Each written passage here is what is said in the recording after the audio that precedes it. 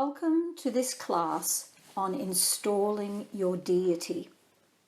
Now, the only difference between a two-dimensional deity, that's a painting or a photograph of Krishna, and a three-dimensional form of the deity is that the three-dimensional form has additional features of service such as bathing, dressing.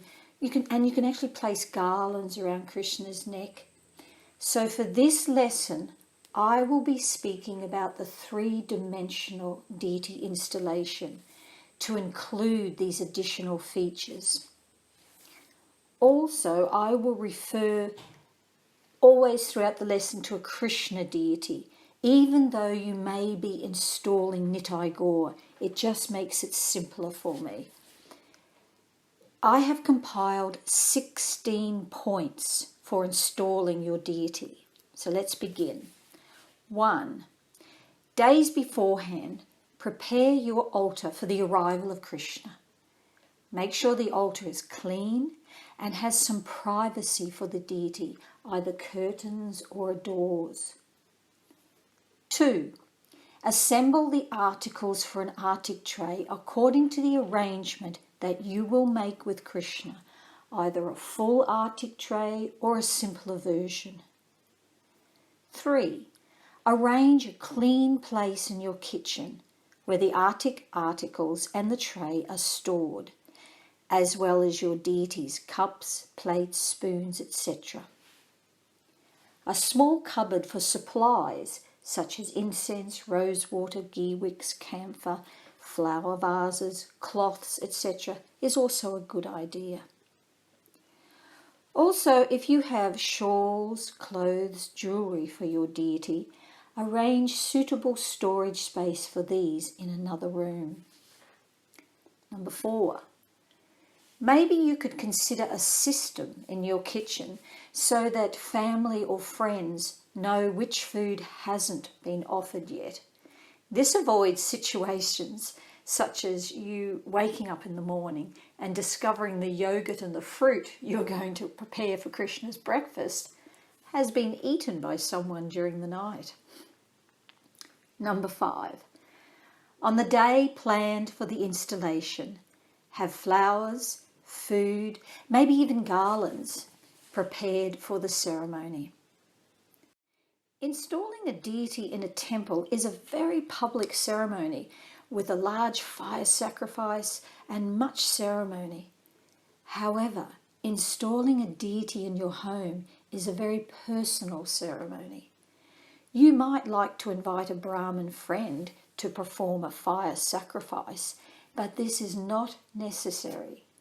You might like to just be with your family or family and friends, or even by yourself, and you offer the artik and the bathing ceremony.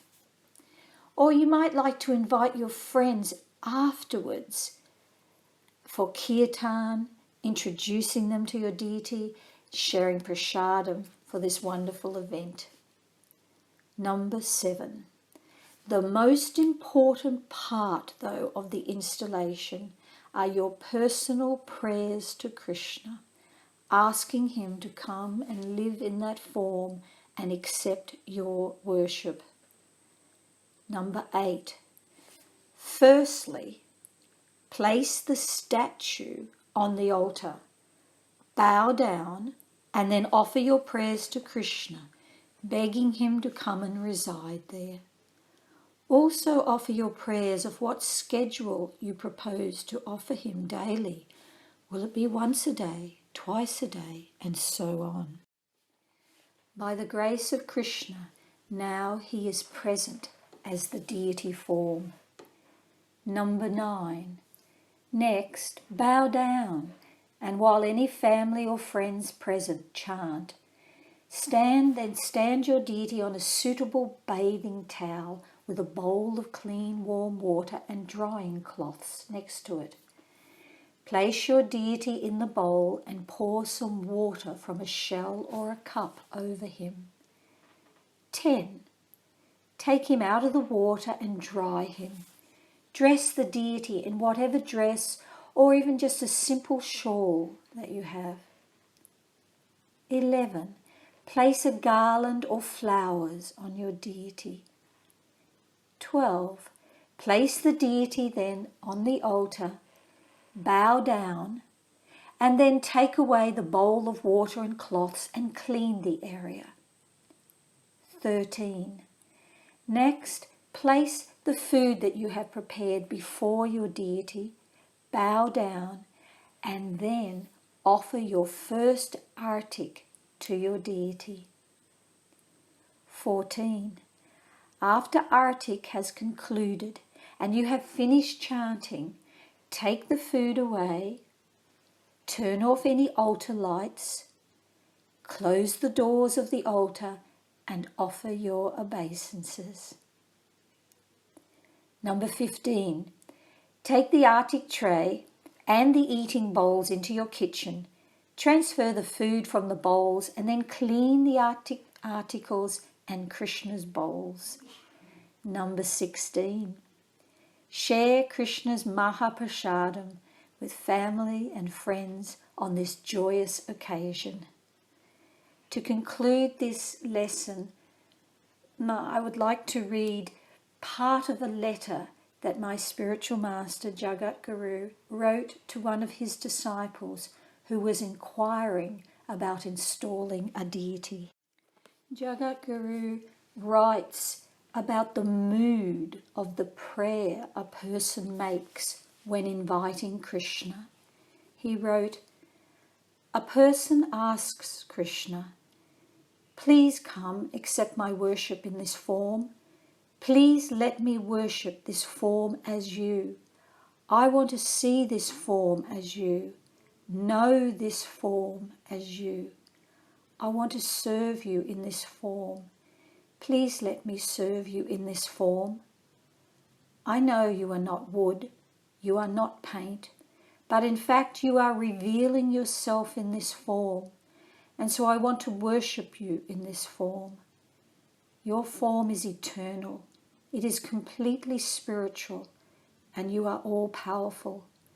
So you are now appearing in this form, making it possible for people in the world like myself to see you with our eyes and worship you, render service to you.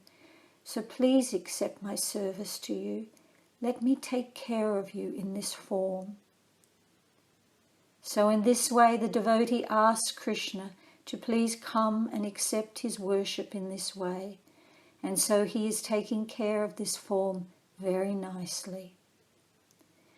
Jagat Guru concluded his letter by saying, "As you yourself engage more in deity worship, you'll understand these things more clearly. In any case, you will not be able to understand these things in your mind. No one can understand these things with their mind because these things are spiritual. It is on a platform which is transcendental to the power of the mind.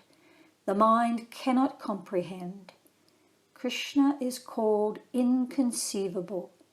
His potencies are inconceivable because his potencies are beyond the conception of the mind. So let your mind rest on these matters. Give it a rest. Rest your mind at the lotus feet of Krishna." Namaste.